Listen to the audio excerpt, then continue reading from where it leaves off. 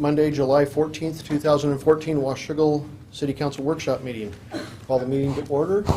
Rose, if you could call the roll, please. Councilmember Boger. Councilmember McDaniel. Here. Councilmember Greenlee. Here.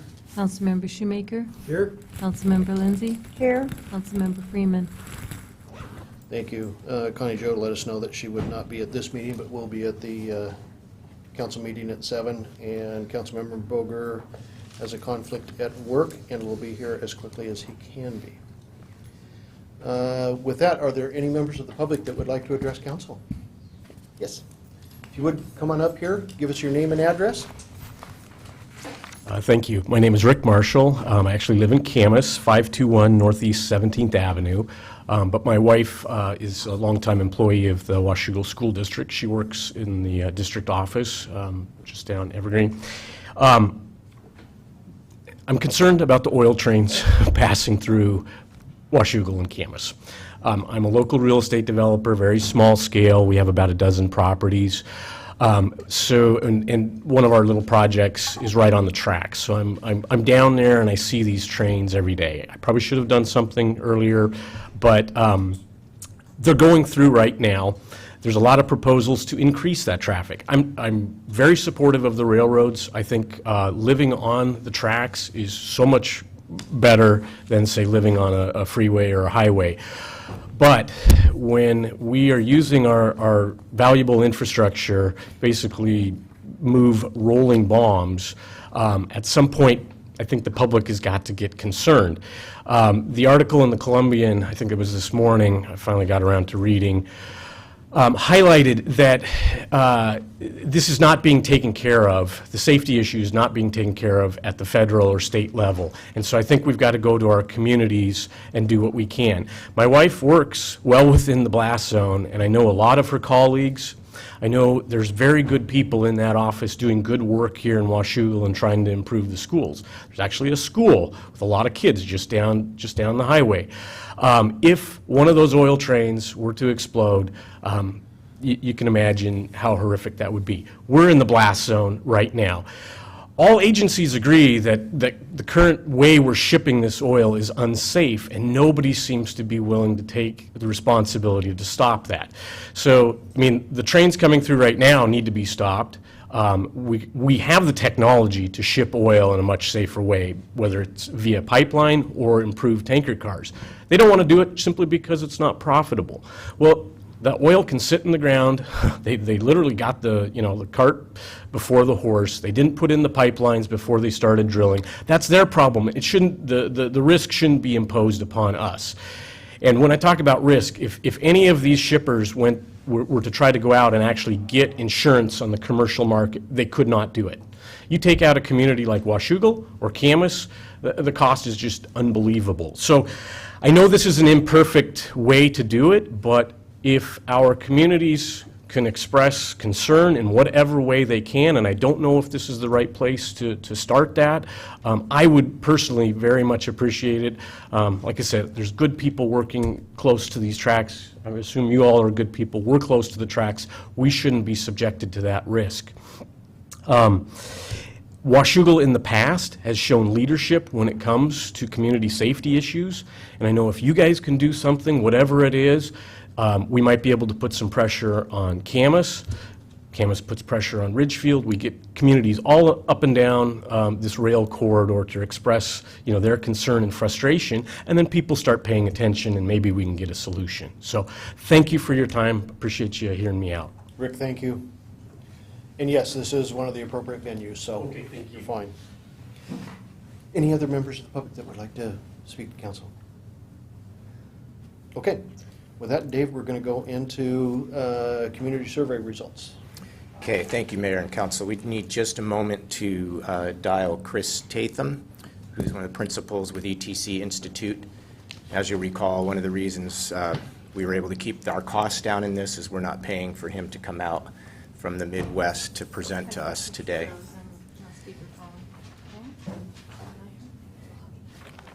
Can you hear me, Chris? Yes, I can hear you fine.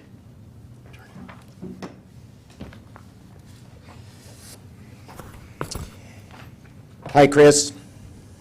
Hi, everyone.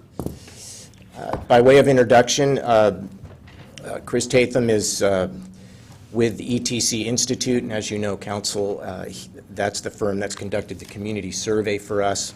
Chris is going to walk us through this overview of the survey findings. Before he does that, I just wanted to make a few brief introductory comments and then turn it over to Chris. First, I really wanted to express my appreciation to Chris and his firm personally. They were receiving and accepting surveys up until this past Friday, and then they turned around a very quick compilation of that data into this overview presentation that we have tonight. As you know, they're going to deliver a full report to us with more detailed analysis and information than could be contained in this presentation that was put together for us basically over the weekend. However, because of the deadline for putting ballot measures on the ballot and the timing for your resolution, it was important for our schedule that we share some of this information this evening, and then next week is your last meeting before that deadline hits. So this is an overview presentation. Thank you, Chris, for pulling it all together for us so quickly. And with that, I'll Great. turn it over to Chris. Yeah, do you want me to go ahead and begin? Please. Great. Can you hear me okay? Yes. Very good. Well, anyway, what I thought I'd do is just kind of briefly walk you through kind of, why and how the survey was done. I know when we're finished, you all continue to have the data.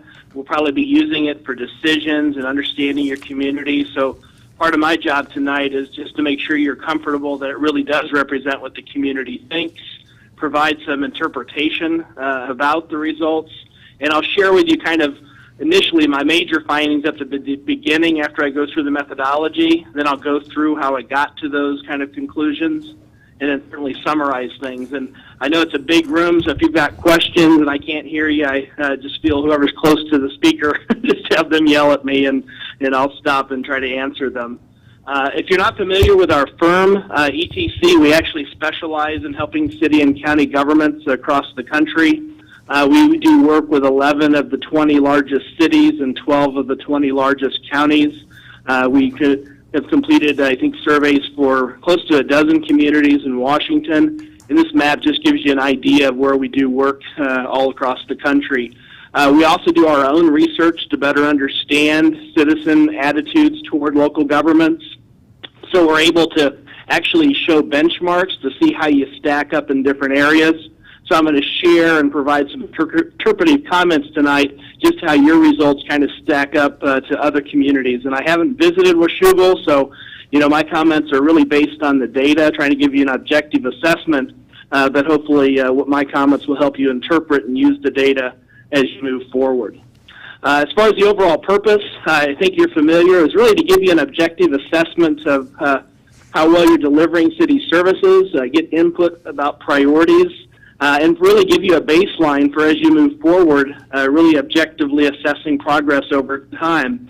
We found that in most communities, fewer than 1 in 4 people ever attend a city meeting. And so if you don't do this kind of research, especially if you're a growing community with a lot of new people, sometimes you really don't know what the majority of your residents think. And so oftentimes it's important to hear from the small groups that show up to public meetings, but in many cases they either want to change things or don't like what you're doing, and they're not always representative of the community at large. So a survey like this helps balance the public input process to overall enhance your decision-making efforts.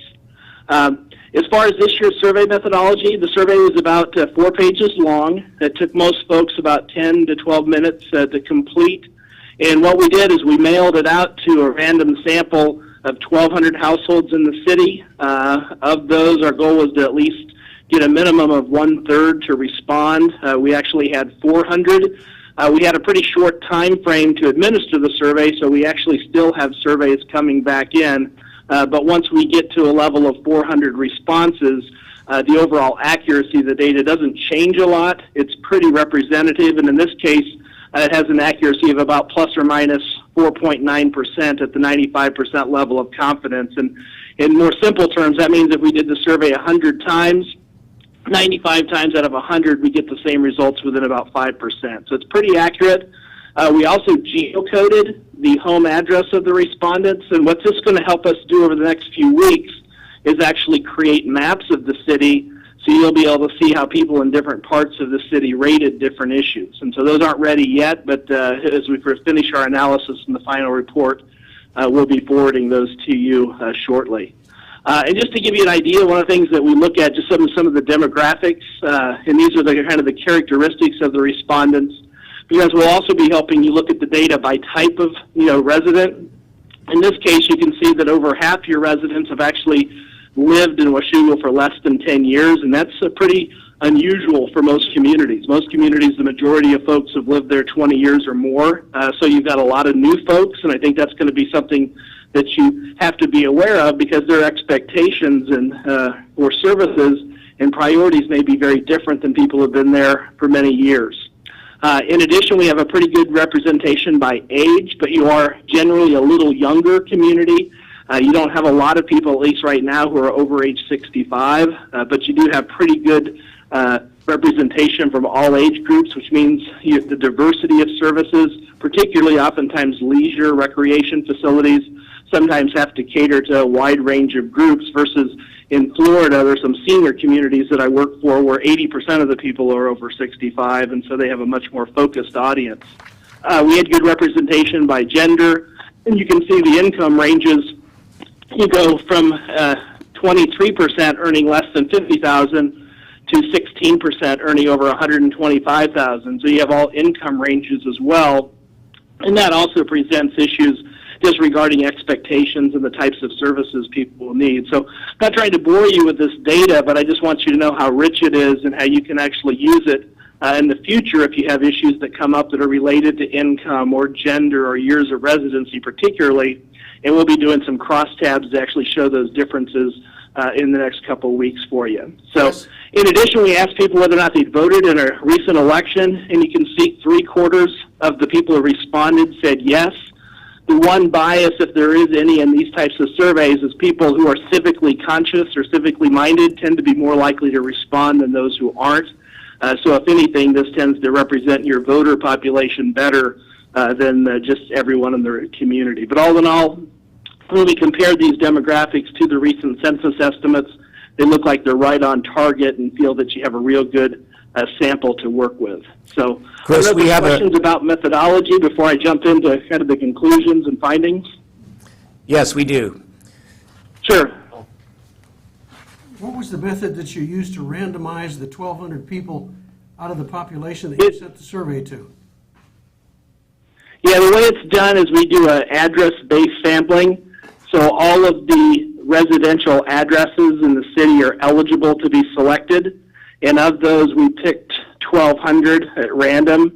Those households were then sent a survey, and we then appended the known phone numbers to households so we could do follow-up calls and then either encourage people to do it by phone, or in some cases we actually had people do it over the phone until we got to 400. And it's that methodology of randomizing that I'm interested in. You've got, I don't know how many addresses in Washougal. How did you pick the 1,200? They're selected at random. You have every address has a unique assigned number. And let's say, I don't know how many addresses there are altogether off the top of my head, but let's say there are 5,000, for example. Each address is uniquely assigned a number between 1 and 5,000, and we picked 1,200 of them at random. It's a pretty simple, straightforward process. So you picked them using a computer program? Essentially, yes. It's an algorithm that we use, but it essentially gives every household or residential address in the community an equal probability of being selected. And then we select 1,200 of those at random. And that's the point I'm interested in. Each address has an equal chance of being selected. Exactly. Okay, thank you. Sure. Any other questions? All right. If not, well, this is kind of maybe I'm going to kind of give you the conclusions up front, just as I walk through, just to help you kind of digest the findings that I'm going to present. The first one is I feel like the city has a very good brand. In other words, when people think of city government in Washougal, They tend to think highly of the employees. They think the city's generally a good organization. And one of the reasons for that is your overall satisfaction rating that I'll show you in a little bit is above the national and regional averages, but you actually rank below the national and regional averages in a number of individual services. And I think a lot of that has to do with the fact that you have a lot of new people who aren't strongly opinionated either way, which is one of the reasons you see on that third bullet that I think there's some definite opportunities for you to enhance your communication with residents. And the main issues that residents prioritized, economic development, street maintenance, there's other issues as well, but those two certainly rose to the top. And although residents generally want expanded services, they're not really willing to pay much for them, but they certainly appear to be supportive of renewing your 2007 to 12 tax levy lid lift for public safety services. And so that's kind of, the 5 key takeaways. And what I thought I'd do now is kind of walk you through kind of how I reached those points. So with that, let me kind of start off with perceptions. The way the survey is organized is we have a number of areas that we assess. We look at general perceptions of the city. We look at major categories of city services. And then we actually look within those categories and look at issues related to policy and funding as well. So I've got a number of topics to walk you through, the first of which is perceptions of the city. And the way the survey is designed is we ask residents to rate a wide range of services and issues on a scale of 1 to 5. 4s and 5 tend to be positive ratings, in other words, satisfied, very satisfied. 1s and 2s tend to be more negative ratings, dissatisfied, very dissatisfied. We kind of label for these charts, you'll see the 3 it says neutral, but really it's, we're asking people to do a 1 to 5 scale, so they don't say I'm neutral. They tend to say, they give you a rating of 3 on 5. And what we found with our research is those are people typically who feel like they have an informed opinion. If not, we categorize them as a don't know, but they haven't had a real positive or negative experience with the city. And you see when you look at some of the general issues here, most residents tend to feel safe. You see the majority of folks are giving positive ratings for the quality of life. And one really strong takeaway from this is the third item down. You'll see the overall quality of services provided by the city. 58% of your residents give positive ratings, just 9% are actually dissatisfied. So you've got a ratio of 9 to 1 for people who feel good about the city services versus feel negatively. And you probably only hear from that 9%, but just remember every time somebody complains about overall quality of city services, there's probably 9 folks out there you're not hearing from. You see there's some more concerns about some of the others related to development, appearance issues, management for growth, value, but the job opportunities issue, definitely at the top of the list. You got 48% who gave dissatisfied ratings, which is the most negative area that was rated on the survey. But you'll notice on this chart and a number of the future charts that you have lots of folks giving you ratings of 3s. And typically, as I said, I looked at some of the data, and a lot of that's clustered with many of your newer residents. It's one of the reasons I'm going to talk to you a little bit over the next few slides about why communication, I think, is an important strategy for you to think about. And when we see how you stack up to other communities on some of these issues, what you see here in blue are the combined positive ratings for Washougal. And you see in red is the Northwest region, which is Idaho, Oregon, and the Washington state averages. And then you see the national or U.S. average, which is the contiguous 48 states, is in off-white.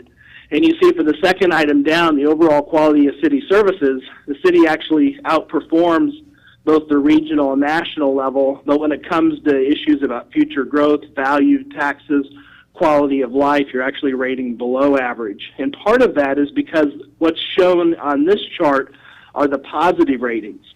If you look at this previous chart, you'll see there's a lot of folks who are in the middle who are giving you ratings of 3s. Not a lot of dissatisfaction, but you'll see, for example, on the value for taxes, 1 in 3 people think it's okay. You have 37% who are dissatisfied, but you've got a lot of folks who aren't upset about it, but they're not giving you those higher ratings. And when I compared your results to other cities, you tend to be below on the positives, but you have a lot more neutral or those 3 ratings There's not people who are necessarily more dissatisfied. They're just not having a positive experience. And you're going to see in some of the later questions about communication some of the reasons I feel that way. When it comes to some of your kind of departmental services, we had residents rate kind of by major category, fire and emergency medical services, police, customer service, parks. I won't keep reading the entire list to you, but you can see there's not a lot of dissatisfaction with most services. The areas that have the most have to do with economic development efforts, maintenance of streets, and then your water utilities. And I know just from talking with some of the city staff, I know you've had some water utility rate increases. That's usually the primary cause for seeing higher levels of dissatisfaction on the utility side. Maintenance, it's usually just the perceived condition, and economic development is often tied to the availability of jobs, and we saw on the previous slide the concerns there. However, when it comes to fire, police, customer service, those areas all rank very high, but again, on this chart, you will notice that there's quite a few folks, as many as 42%, in your code enforcement giving you a rating of 3, which is why when you kind of stack up to other communities, you'll see here that your fire and emergency is pretty much on par with others. Police actually rates better than the region.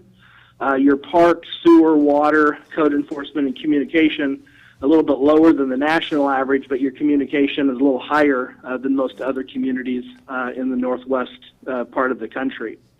And in addition to just getting satisfaction data, though, it's also important to kind of figure out what people think is important. Just because they're dissatisfied or satisfaction ratings are lower, that doesn't mean that's something you need to rank as your top priority. So one of the things we actually asked residents is, of those major categories of services, which do they think should get the most attention over the next couple of years from the city? And you'll notice that city streets has the most people selecting it as one of their top 3 choices, but you'll see economic development actually has the most people picking it as their top choice. And so you kind of see that tier based on the top 3 with streets, economic development, water, parks, and then rounding out kind of with police services, getting at least 25% or more of the residents picking it as one of their top choices. And one of the tools that we use to kind of identify, well, given the importance and the relative performance or satisfaction, where should you sort of target your efforts? And one way to do that is actually to plot the importance on one axis, which we plotted from left to right, and then the satisfaction score on another axis, which we plotted from the bottom to the top. So the items at the top of this chart have the highest satisfaction ratings. The items at the bottom have lower satisfaction ratings, and as you go to the right, they're more important. As you go to the left, they're less important. And what we're typically looking at are items that are far to the bottom right as kind of your highest priorities, and that's where you see economic development and maintenance of streets are kind of the top 2 issues, given that they're very important to residents and the satisfaction for those items are lower. You can see code enforcement got lower satisfaction ratings, but not as important to folks, whereas things like police and parks got higher ratings.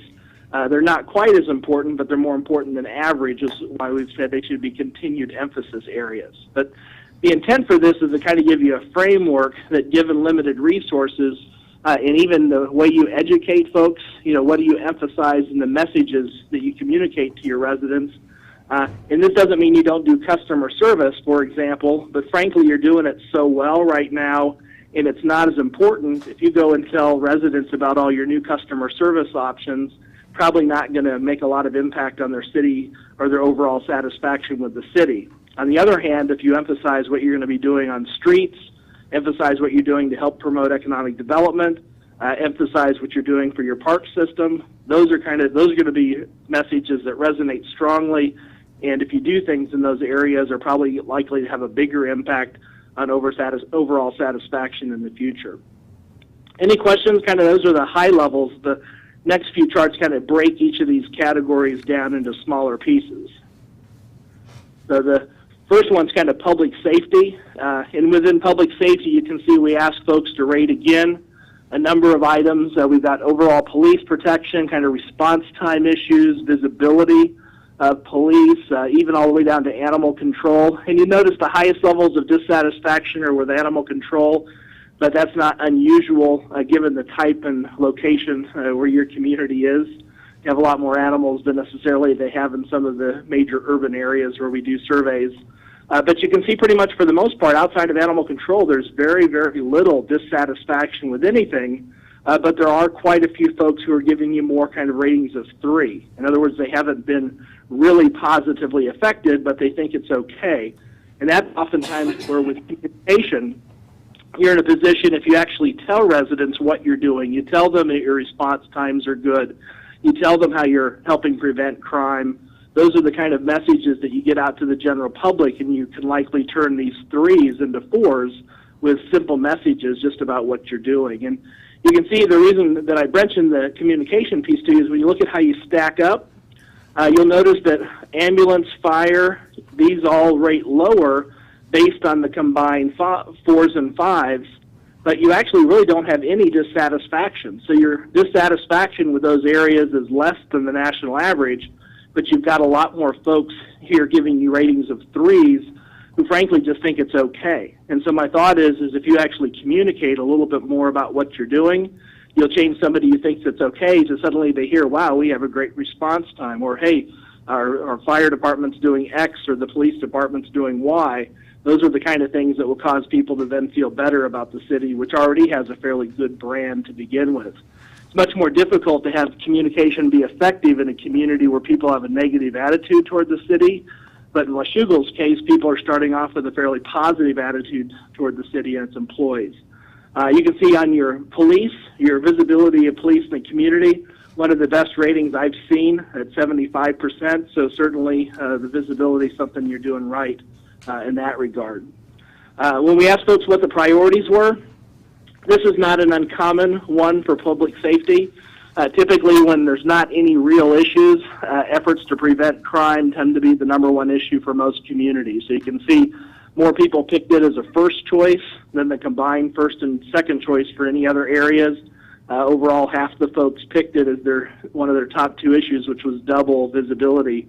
And when we plot this out in that matrix, like I showed you before, you can see that down here, prevent crime is in the bottom right.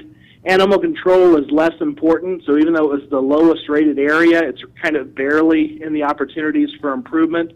But my recommendation is for you is to frankly let the community know what you're doing to prevent crime and continue to sustain the visibility of the police that you've been doing, because your efforts clearly are paying off. You have better ratings there, but it's something that's important to people, so you probably want to continue doing it.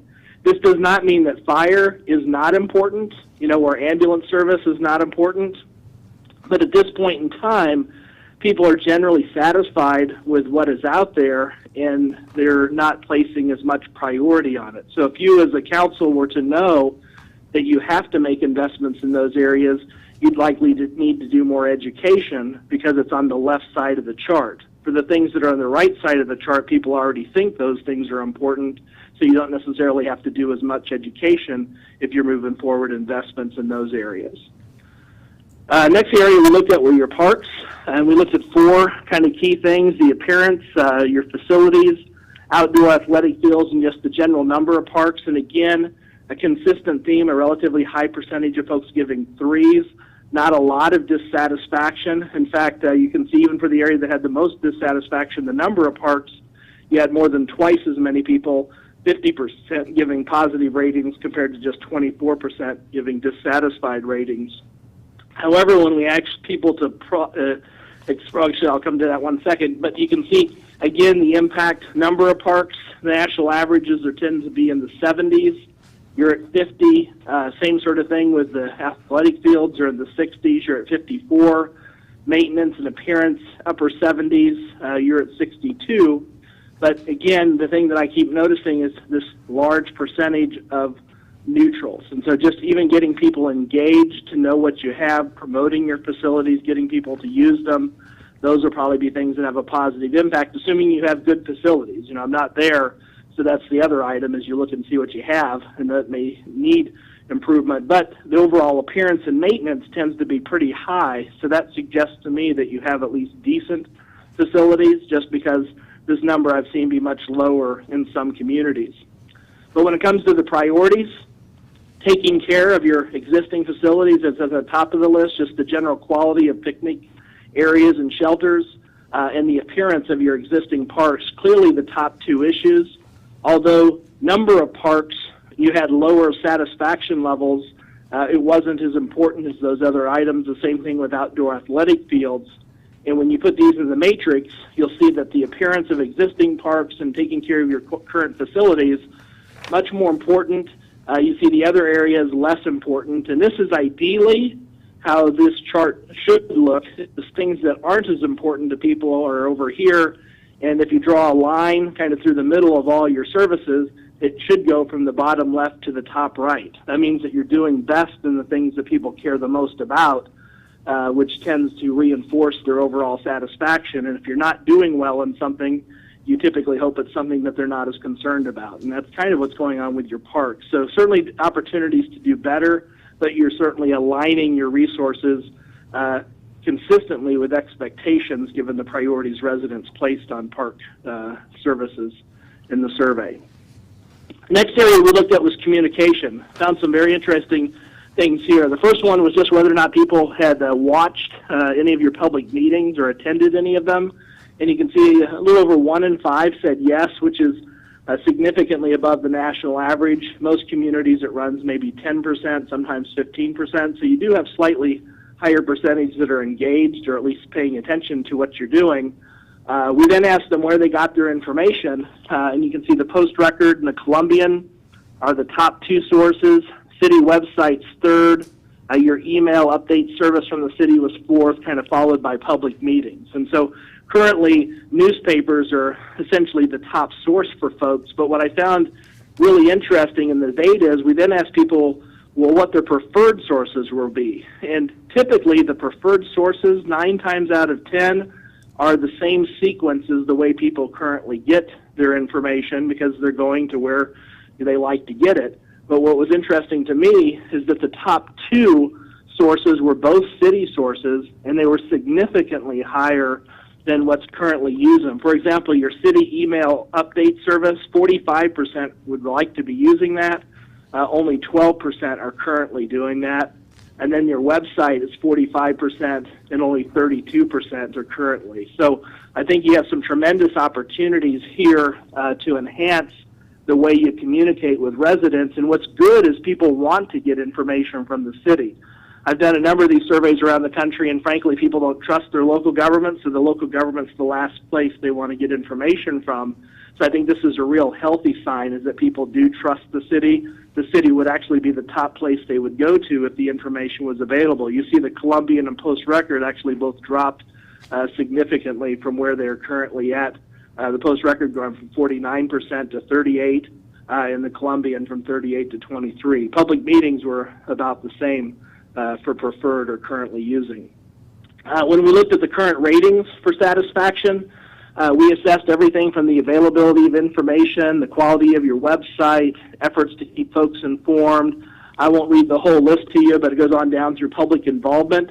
And you can see just a tremendous number of people thinking it's just okay. You know, that kind of neutral, you know, they're not dissatisfied with what you're doing, but they frankly haven't seen anything that's really caught their eye. And so when I then look at this data and look at a number of the other areas that were rated in the survey, it's my conclusion that if you increase your efforts to communicate more effectively with residents, you'll likely increase your scores in other areas because people will be more knowledgeable and more engaged in what you're doing, and it'll reinforce what you've already developed as a fairly positive brand. So when you look at these numbers, this number's a little deceptive, because when you see how your ratings compare to other communities, again, you're in blue, the Northwest region's in red, and the U.S. is in the off-white, it looks like you're really underperforming other areas, but these are based on the combined 4s and 5s.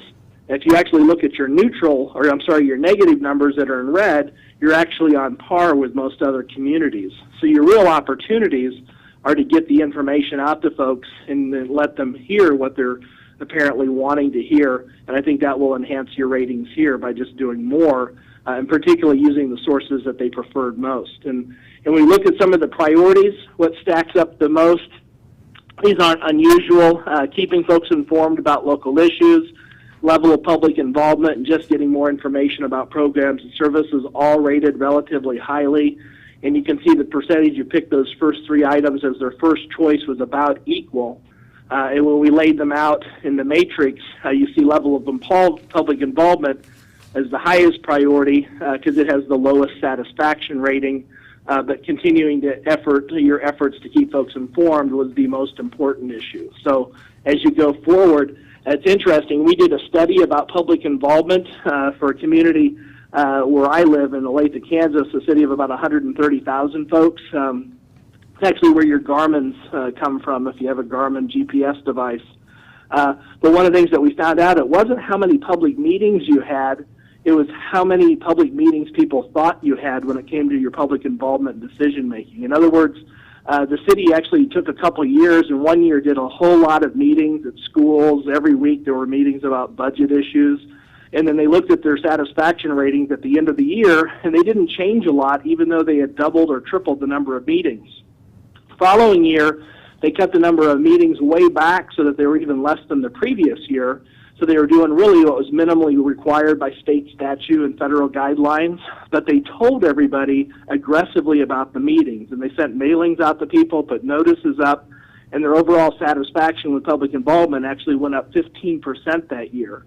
And what we found is that we did focus groups following that up, and the average person didn't really want to go out to meetings, but they wanted to know they could if they wanted to at least know the meetings were available. So if they knew about the meetings, they blamed themselves for not going and gave the city positive marks. But if they didn't know about the meetings, they thought the city didn't have good public involvement. So it's as much about raising awareness about your public involvement opportunities, even more so than necessarily just having lots of meetings. So now that's a little bit of a side, but if you do move forward to do more of that, it's super important to let people know what you're doing. With that said, let me kind of walk into a couple of the other areas. We looked at city street issues. We had people rate everything from street lighting to the major streets, sidewalks, maintenance of streets in their neighborhood. Generally fairly positive ratings. You see a lot less neutral ratings here on people's streets in their neighborhood, much more likely to feel that they can give that either a positive or negative. When we looked at how you stack up on streets, felt comparable, but you're lagging a little bit behind the national and regional averages, but not quite as significantly as you do in some of the other areas. And when we asked folks the priorities, your major streets were definitely at the top of the list, neighborhood streets were next, and then sidewalks were third. And so part of the issue with sidewalks is even whether or not it's an issue of taking care of what's already there, which sometimes becomes a code enforcement issue, versus constructing new ones. And so just depending on when we map this, that may give you some ideas of which parts of the city had greater concerns with neighborhood streets and also sidewalk issues than others. And likely some of your newer areas are going to be more concerned or less concerned about these issues than perhaps some of the older parts of the city. When we map this out, you'll see sidewalks, neighborhood streets, and major city streets were kind of all close. The major city streets isn't quite in the bottom right, but it's borderline, and it was definitely the most important issue in this category. We also looked at code enforcement, and code enforcement we looked at codes designed, protect public safety, sign regulations, cleanup of litter and debris, and enforcing mowing and trimming of grass and weeds. And you'll notice a very high percentage of negatives on the cleanup of litter and debris. And so I actually asked some of your staff when we were talking about this earlier, and what's probably occurring, because I've seen this happen in other places, where if you don't just have litter and debris all over the city everywhere, chances are you have a couple places along very visible routes that people are seeing every day. And so as a result, it may not be a citywide issue with litter everywhere, but people see it in a few concentration places, along major routes. And that's one of the things you'll see a pretty substantial gap in your ratings compared to the regional and national averages. And so there may be some opportunities there to either enforce codes or just do some basic cleanup, which is a lot less costly sometimes than, resurfacing city streets to actually enhance your overall ratings, to see short-term improvements. I've seen some communities respond, if they just have a few places that are the cause of lower ratings, they can actually make some substantial differences in people's perceptions just by enforcing the cleanup or doing some of the cleanup themselves. And you can see that cleanup of litter and debris is definitely the top issue. 62% of residents picked it as their top priority, and you had almost as many people picking it as a first choice as you did the top two choices for any of the other things that were assessed on the survey. So it's not a surprise that you see that down here in the bottom right. The grass and weed issue was kind of the second highest issue, which is also in the bottom right quadrant. But I think there's probably some opportunities in the community to do that better, which may not require lots and lots of resources. Last couple of things we looked at, one was library use. We want to just get a sense for how many folks use the public library, and you see about half the people said yes, half the people said no, so a fairly even split. And then you can see overall, these percentages are of all residents, so 92% of those, who have used the library have checked out books, DVDs, or other materials. That represents 46% of everyone in the city. And then you can kind of see the percentage of folks who've done other things, gotten help from staff, or used the website and so forth. When it comes to customer service, I wanted to save this a little bit for later in the survey because I think you have a lot to be proud of. And you should probably, if you have the opportunities, even commend your employees because these ratings are fantastic. Take a look at this, just how easy it is to get in touch with the city. You have about half your residents, 47%, contact the city, so high interaction with residents. The average is about 25 to 35%, so you have lots of interaction. And most think it's very easy or somewhat easy, but nearly half gave you the highest rating possible. Only 18% or 1 in 6 thought it was difficult. In most communities, that's about 25% or more saying it's difficult. So I think you've got it so people feel like they can access the city. You can see municipal services and utility buildings are the top two departments getting contacted, followed by police, and then it tapers off from there. And then we actually asked folks to rate the employees that they interacted with and just look at these tremendous ratings. And, we gave them a choice how often employees displayed various behaviors. And in most cases, when I do this question, I'll see maybe 20%, 25% of the respondents say always. In this case, you got 57% saying always, only 6% saying seldom or never on courtesy. So your employees are being courteous to folks. Almost half of the folks gave the highest rating possible for all the other items that were assessed. So I think your employees are treating your residents well, and I think that's one of the reasons that residents have a real good and fairly favorable attitude to the city overall. So even though certain services aren't rated as well as we see in other communities, all in all, people feel great about city employees. And even though you have more dissatisfaction here on getting issues resolved, a lot of that's probably related to issues with your billing and things like that, where frankly the person may just owe what they owe and not be happy that you didn't eliminate their bill for them. I've seen that in a number of cases. And 25 to 30% negative on the last question here at the bottom on resolving issues is pretty typical, but the 43% is double or more than double than we usually see for the always. So definitely I think a great core of employees that are doing a good job representing the city to the public. As far as development, we asked people what they thought about a few issues relating to the pace of different types of development, and we asked them, is it going too slow, is it going too fast, or just right? And you can see for most, the typical response was that it's about just right. You can see single family, industrial, multifamily, even office have almost 50% or more of the respondents saying it's just right. On the other hand, if you already hear negatives, it's likely to be that you're doing that single family and multifamily are too fast, because if you look at the ratio of the too fast over the too slow, you see it's rather substantially leaning to the too fast side when it comes to residential development, both single family and multifamily. On the other side, retail is the only area that really has, the majority of folks saying that it's really not happening, fast enough, and you see you've got 64% who said that it's going much too slow or too slow. So that's the only area that really strongly leans to one side.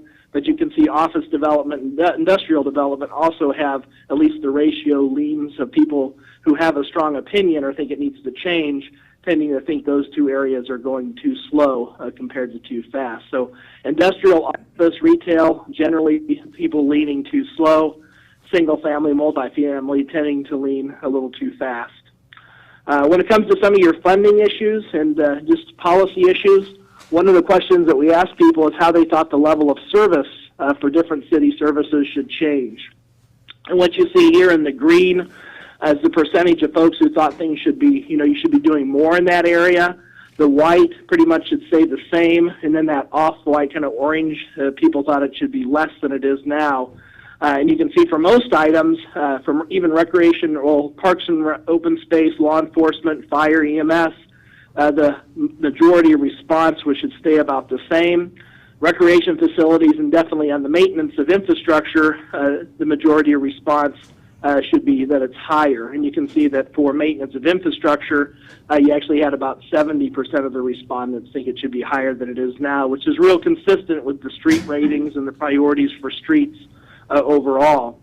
The challenge for you, though, is we asked people, well, would you be willing to pay more in taxes to support expanded service levels? And unfortunately, 42% just outright said no, even though they might have thought more service was needed. Another 8% just said no because they thought the current levels of services didn't need to be higher. So 50% of your folks are leaning negative now.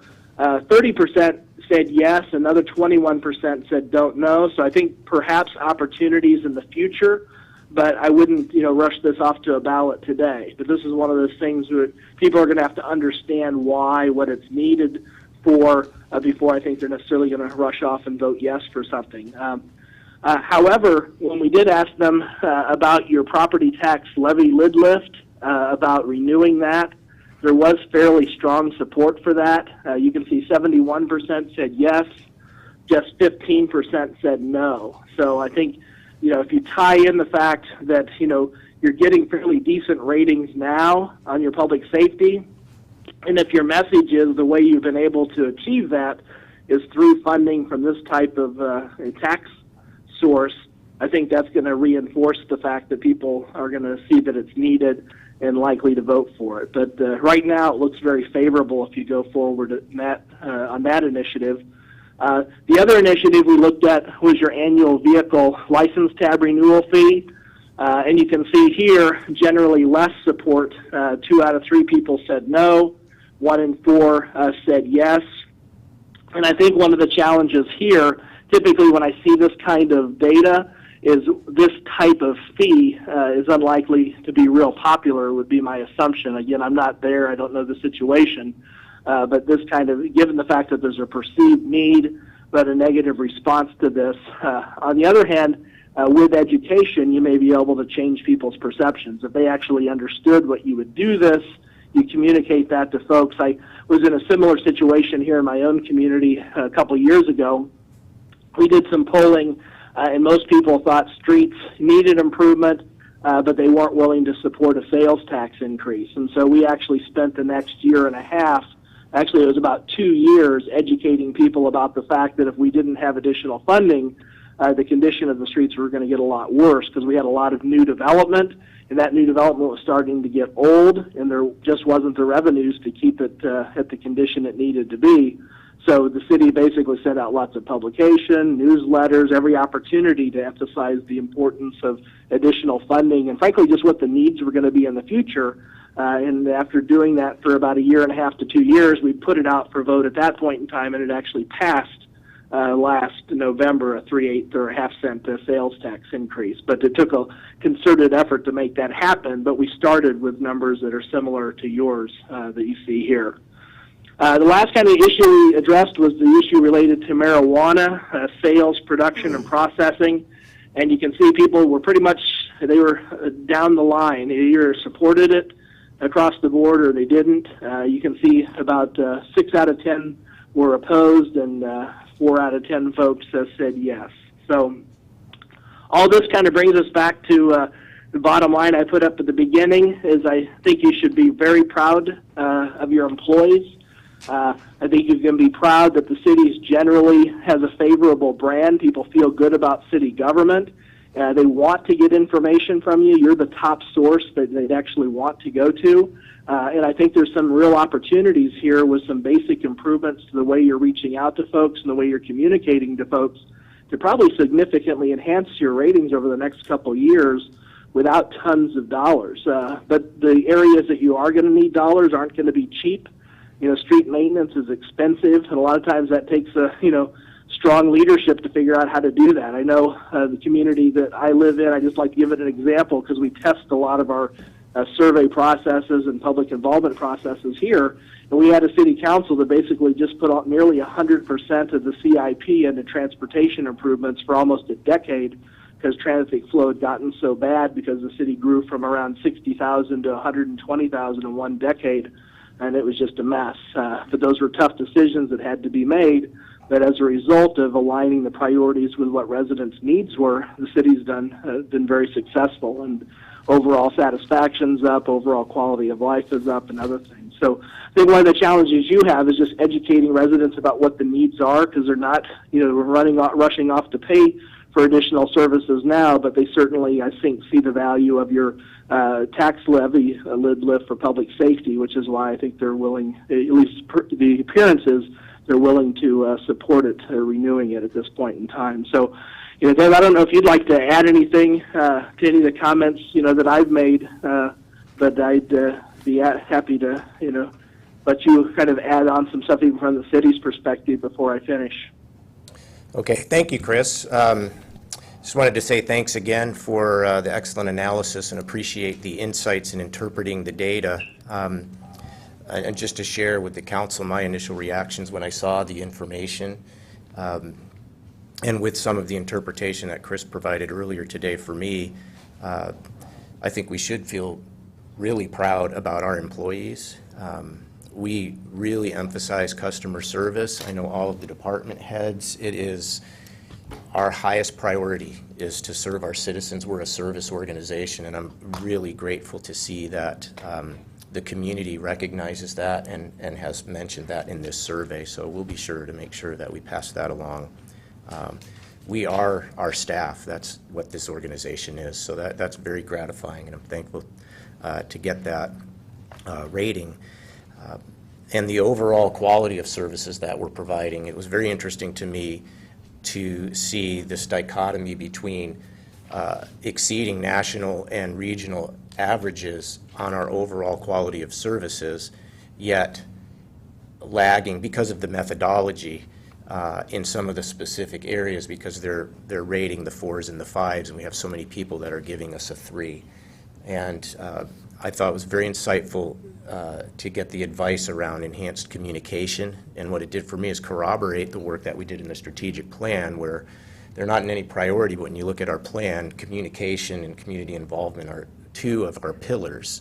And as we look at our resources and our limited resources and where we're going to emphasize or focus here over the next period of time, I think that should give us some guidance and direction about taking another look at what we're doing there and maybe enhancing our efforts more than we already were currently doing, and look at investing more in communication. So we'll be working on that as we chat with the council more about this. One of the important things about the timing of this was learning about the levy lid lift, because we have the deadline at the end of the month. Our next item on the workshop, I believe it's the next item, is the draft of that. I think the support shown in the survey is really strong, and I think it confirms what the council was thinking, so I hope that's helpful to you as we bring that forward here over the next couple of weeks.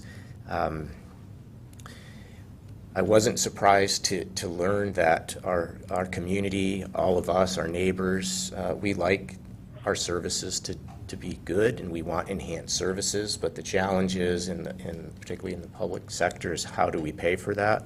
And I think many of us are reticent to want to pay new taxes and to just kind of flat out say, yes, please raise my taxes, and to answer yes to that question.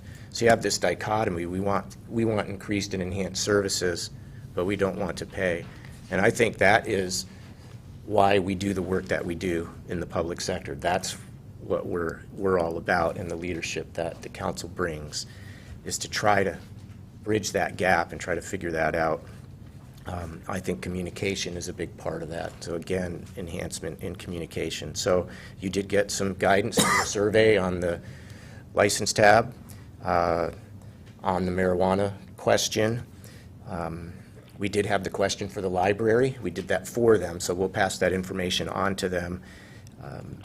Clearly an emphasis on street maintenance being really important. I think you should feel good about that because you have, as a council, already identified that in your direction to us as a high priority. So you were connecting with the community on that.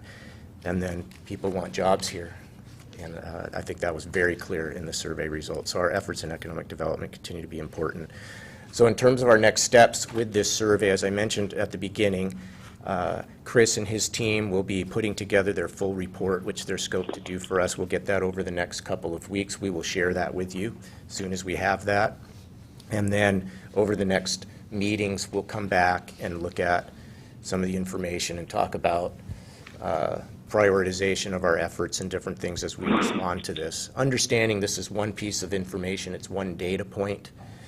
And then just the last thing I was going to comment on, and maybe Chris, you would elaborate it on it a little bit. I'm not a pollster, I am not a survey expert or research methodologist, but I do know that what's going on in the world, what's going on regionally or in the community or even in your own personal life at the time you complete a survey is influential in how you answer the questions. So when you're in the midst of the Great Recession, questions about jobs and things like that, it will be influenced by that. I do recall that we all got our updates from the assessor recently, and so property taxes were on people's minds and taxes, and I think we all feel really good when we get that little notice, and that was about 6 weeks ago. That could have had an influence on folks' perceptions about, willingness to pay, being reminded about their tax bill. So Chris, I'd leave it at that, turn it over to you if you have any other comments on that or anything else before. Sure, I'd be happy to answer. I don't know if any has any questions. I'd be happy to answer them. It's a little difficult to hear the further you are from the mic, so but I'll do my best. A lot of this was about communication that people really don't know, and they tend to vote 3. So the question becomes, how do we let people know what we're doing? What's effective? Do you have any thoughts on other techniques that you've seen other people use? I mean, one of the problems here is we're a bedroom community. And Right. the general feeling is that the Portland television stations reach a lot more people than all of our newspapers combined.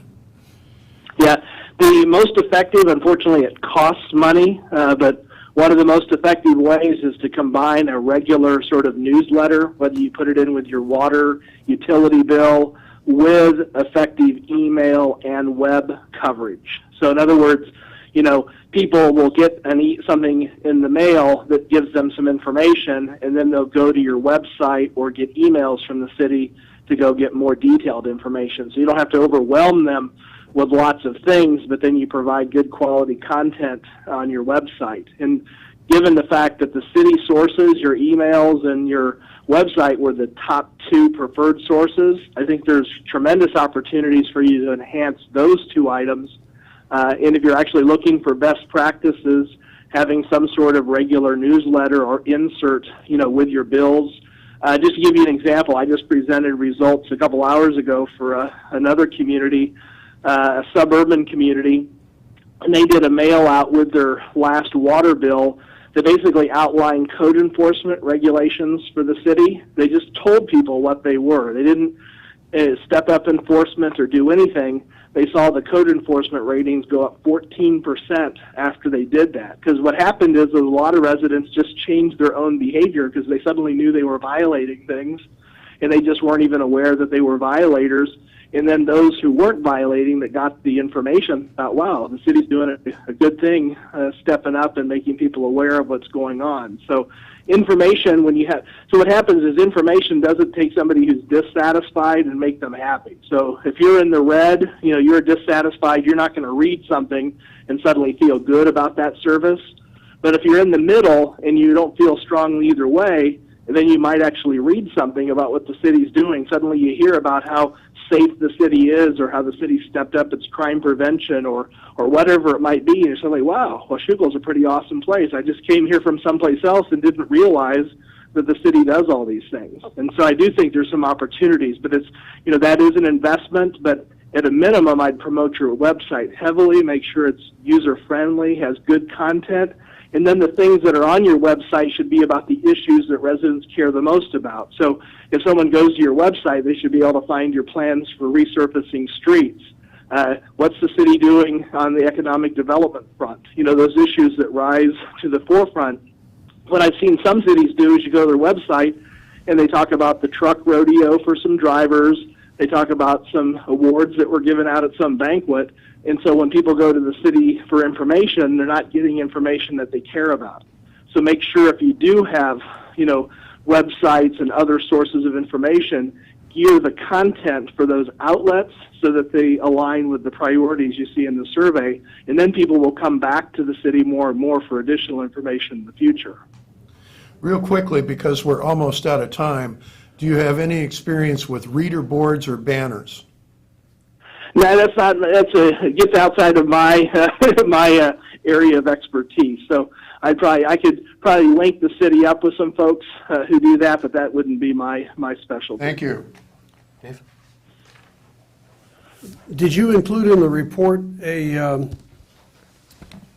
graphic showing the distribution of the random 1,200 people that were selected for the survey and the 400? You'll see in the report, you'll have it broken down. You'll have detailed printouts of all the results. We'll provide them for different demographic groups, and we'll also have maps that kind of show how people in different parts of the city rated different services. So that will be coming. Okay, good. And it'll include those who were selected for the survey and those who responded? It will differentiate those two groups? We could show that. Typically, we're not going to actually announce like who didn't respond. We don't want to. Here's all the people that didn't. That typically doesn't go well over from a PR point of view. So we're not going to publish those. I'm interested in a graphic. I'm interested in a graphic which shows which areas were selected and which ones responded. Yeah, we can do that for you. That's no problem. Okay, thank you. Just one general comment. I noticed that about 75% of the respondents voted in one of the last two municipal city council elections. And I also observed that of the registered voters, it's more like 40%. So this is a more engaged group than our typical residents. That's first thing I. Yeah, it is. That's the one sort of bias you'll have in this survey. Is it's pretty representative geographically, demographically, but what will happen for your voters have a higher probability of completing the survey than non-voters. So if you actually do this survey, you have to oversample non-voters because they'll respond at a lower rate. So, and we didn't do oversampling of non-voters for this survey, which is why they're they're less represented, but they still did, if you're looking at differences between the two groups, you still have 100 folks who are non-voters who responded, so you can take a look at their answers compared to the voters and see if there's any significant issues. And the other question was on the marijuana one. I noticed the percent yes was listed. Were all the rest no's, or were there some who didn't? There are some neutrals and don't knows in that as well, so and I'll have that broken out for you that number as well. in the main report. Okay. Oh, by the way, I got one of the surveys, and it took me about You did, okay. It took me about a week to get it in. I hope it got counted, because I was surprised how fast we got this. Anybody Yeah, the mail went pretty fast, so we felt good about the turnaround. Sometimes we were a little concerned early in June that there'd be enough time, but overall it seemed like the responses have pretty much died off now. We got 2 in the mail today, for example, so they're trickling back, but they wouldn't at this point have any impact on the results. quicker than that? Any other questions?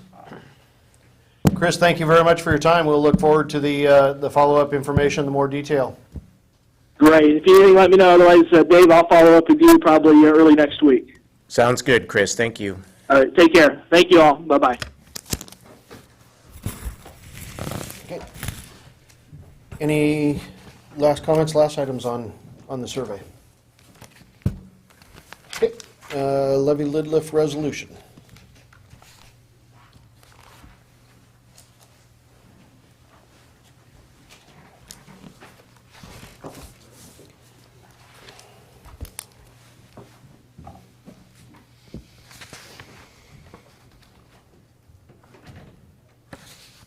All right, as I mentioned at the last meeting, we were going to bring forward the levy lid lift renewal information tonight.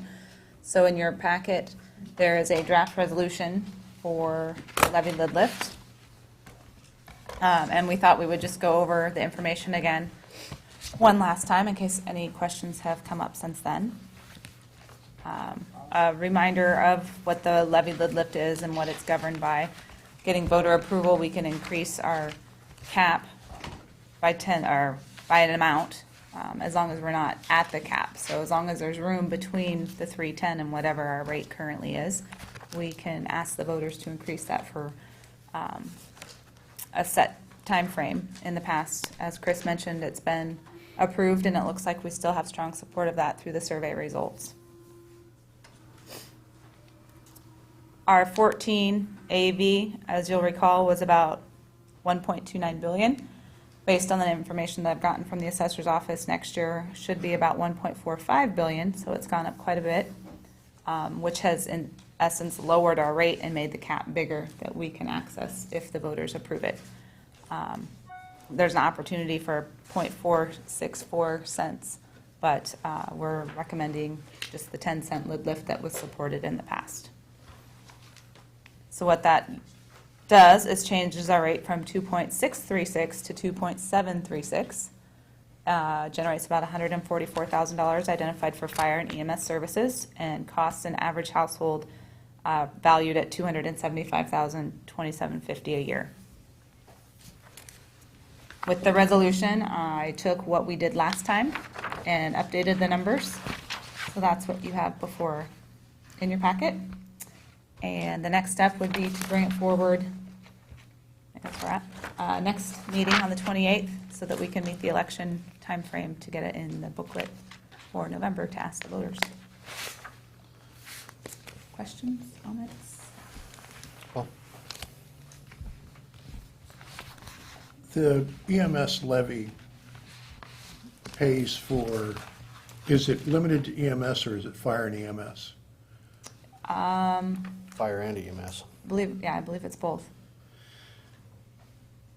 So the levy pays for fire and EMS, but my real question is, how much of the fire and EMS expenditures is in the unrestricted general fund? The budget for fire, I believe, was 2.3 million for a year, and the EMS levy was roughly 637, I believe, for this year. So $1.6 million, $1.7 million? Would be the difference, yes. I don't know how other people feel, but my tendency would then be want to raise from 10 cents to more, because then that general fund revenue could be used for anything from another policeman to whatever.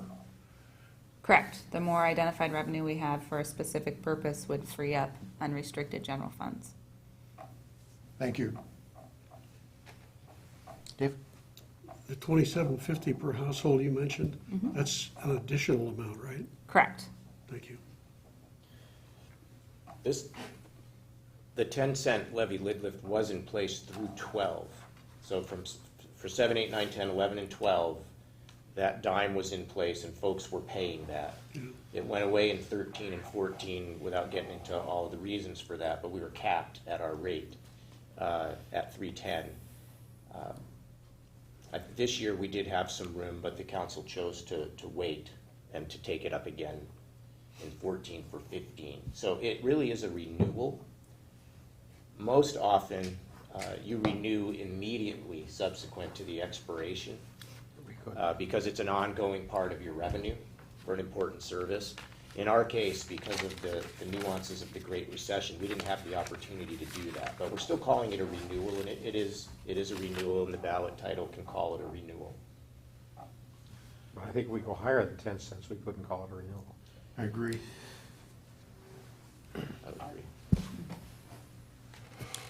Other questions? Okay, coming back to you next meeting. Yes. Thank you. Thank you. Mitch, annexation updates.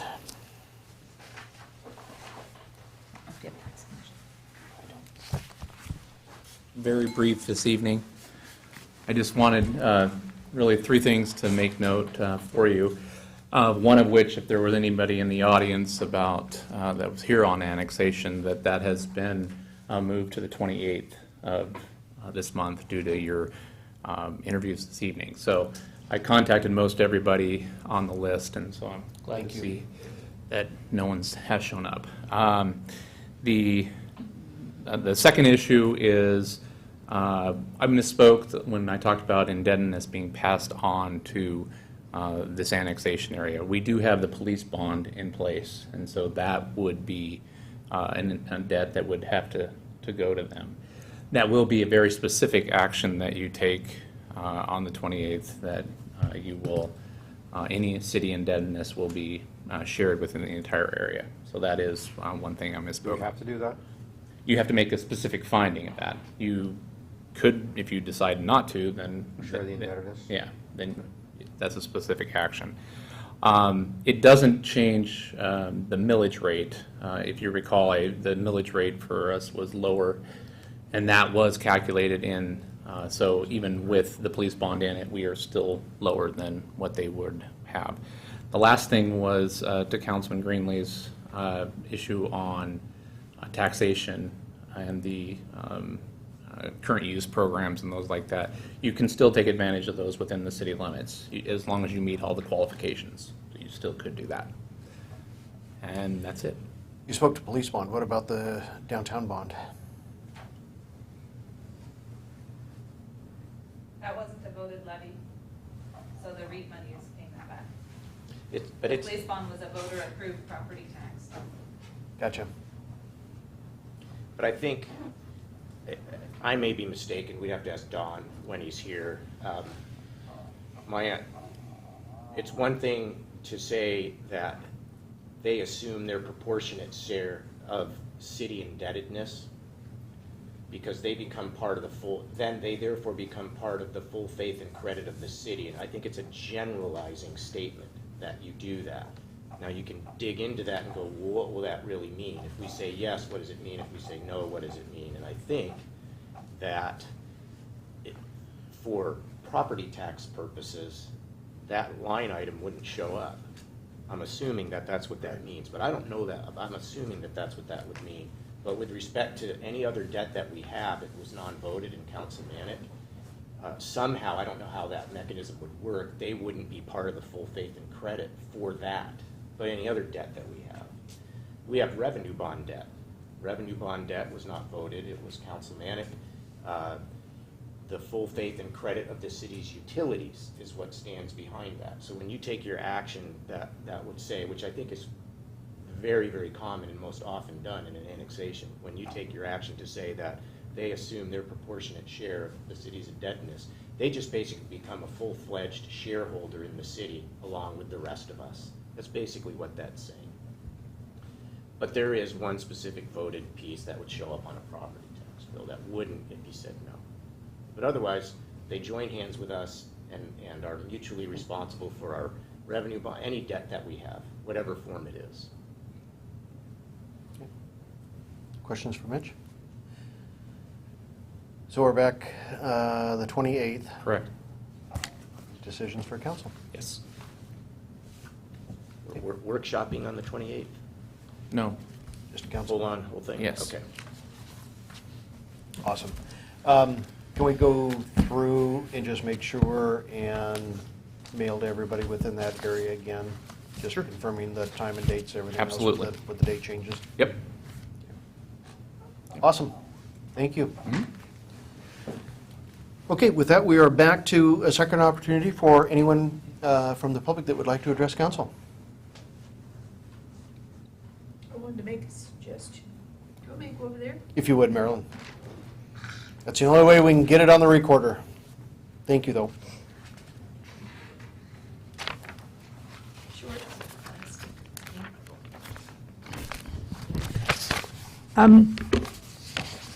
Listening carefully to what Chris had to say, communication is a big thing. And one of the things that I saw that distressed my neighbors, I guess it was last summer, was that the guys came in and re-gravelled and re-tarred the street, taking everyone by surprise. Now, I'm not entirely sure how I would suggest that you would communicate that with the people, but this didn't happen the day before yesterday, so there must have been some planning involved, which maybe could go out with the water bill. But to say that on the week of blah, blah, we expect to do so-and-so to your street. Now, I don't know, again, that requires you to set the water bills separately for the area involved, and I don't know how you do that either, but it would make people a lot happier to not be surprised. And they would appreciate what you were doing and why. So Marilyn, you didn't get anything from Public Works at all on that? Yeah, because normally you would see the signs out there early, and our crews would come by and literally put things on doorways for everybody because we don't want anybody parking in the street on the curb. Well, you don't have curbs, but if you had a curb, because then they couldn't do those around there, so. Interesting, okay. They were out doing. Point well taken. So normally, that should happen. Okay. Not surprised is what's important. And the other thing is, it also gives people something to look forward to if they're really keen about their streets. Tar and gravel? Yeah. Oh, joy, gravel. Thank you, thank you. Anyone else that would like to comment, Council? Okay. Well, I would like to make a comment, but I'm not sure if now's the appropriate time. It was, Come on up.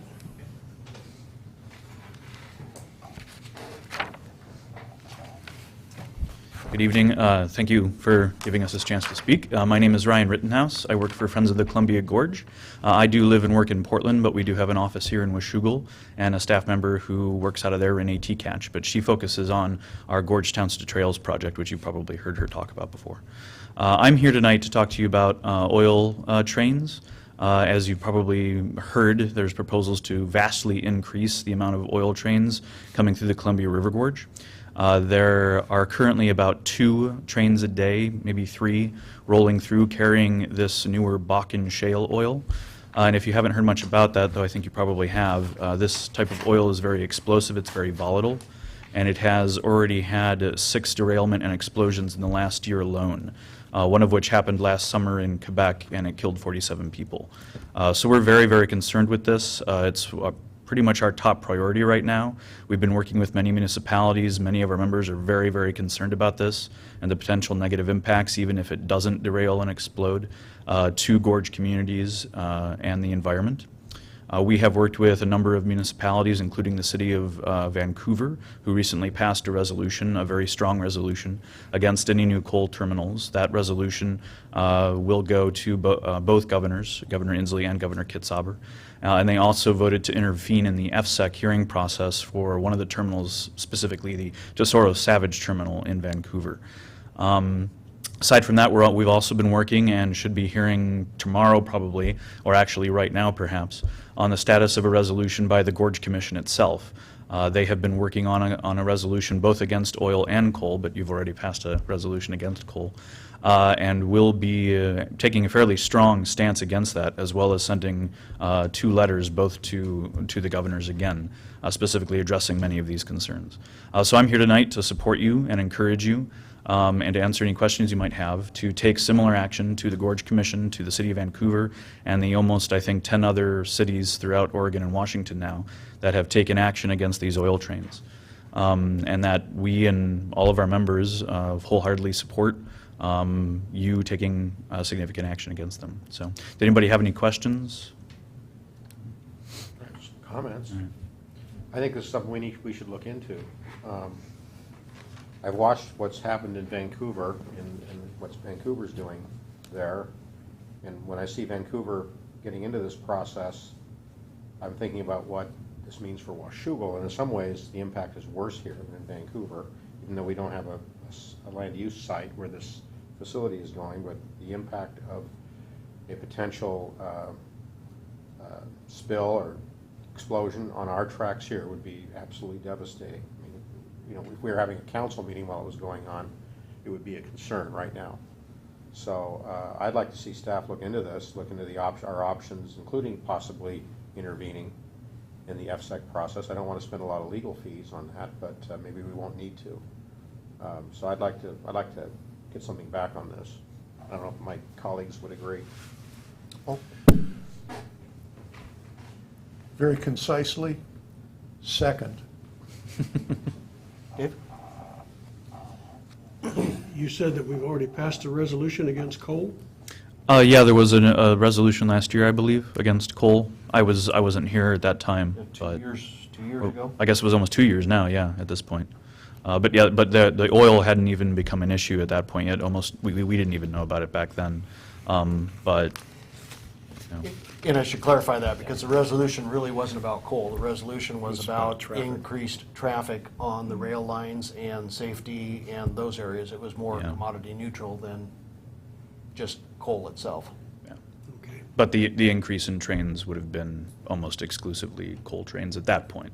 But now we're looking at oil, and now there's this added danger of the explosions from these oil trains. Can we get copies of that? That sounds like something we might want to revisit. And we have, from a statewide level, we had just this last month now, at the conference up in Spokane, we convened the first rail traffic ad hoc committee of AWC, and there must be 30 members of that from around the state. And we spent a good hour and a half, almost 2 hours, trying to line out what the steps are moving forward, that type of stuff.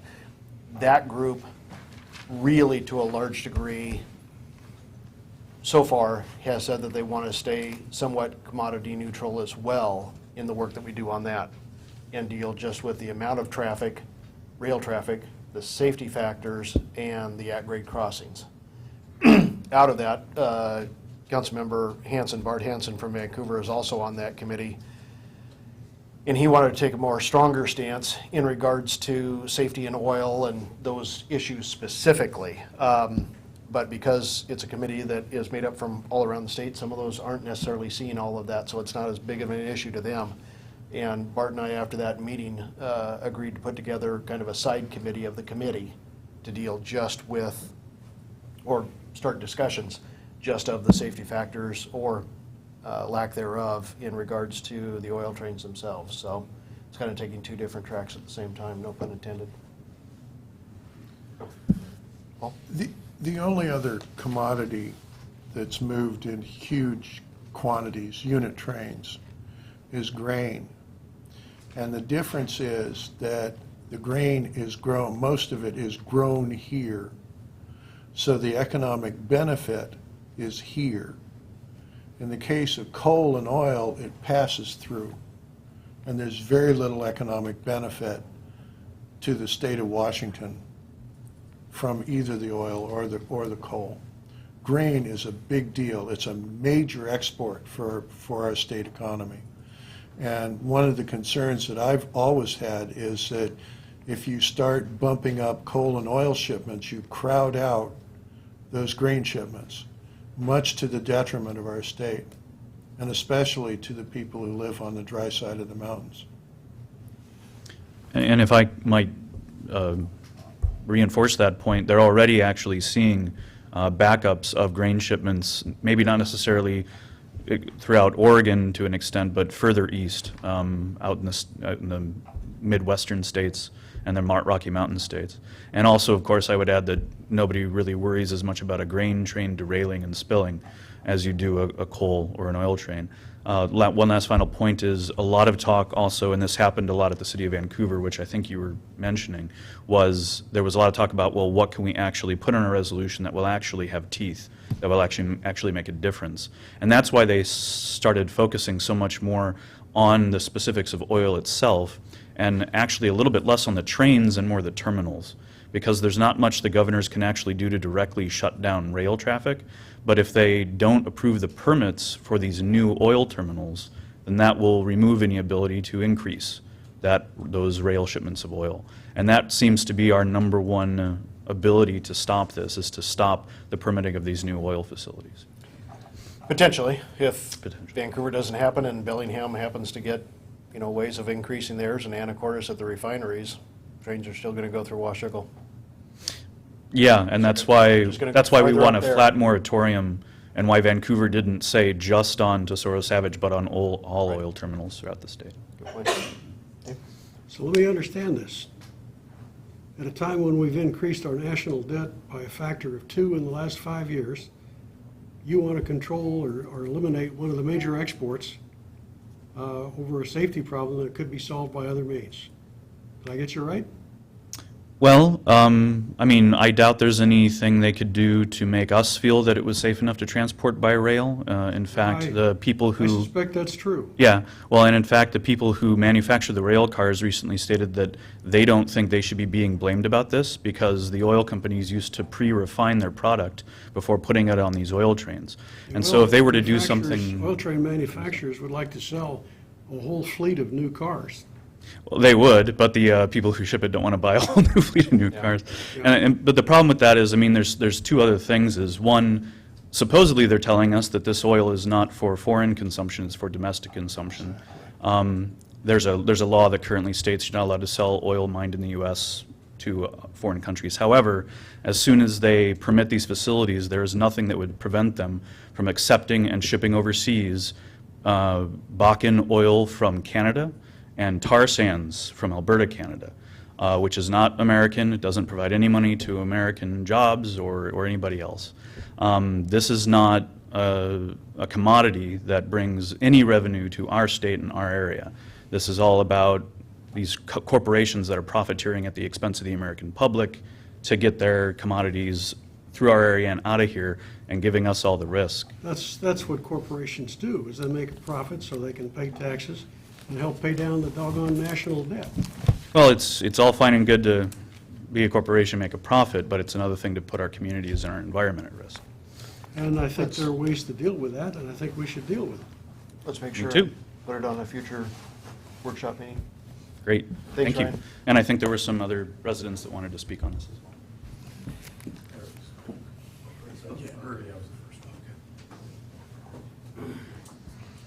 Good evening. Good evening. Hello, I'm Patty Bushlack. I am a member of Friends of the Gorge, but more importantly, I'm a member of this community. And the oil trains and the coal trains do concern me, mostly the safety to our community. I am concerned about the safety of how the oil is being transported and how it could affect our community if there was an accident. And I have heard about the derailments that have happened across the United States, and they concern me highly. So I'm here to support our council in taking a look at what we can do to protect our community, as well as the gorge and our surrounding communities from this type of event, make sure that it's being handled in the best way possible. And I'm not so sure that just allowing corporations to make a buck without some type of limitation is the best way to go about it. Do you need do I need to sign in, Rose? Okay, thank you. Thanks, Patty. Anybody else? I'll move out of the way.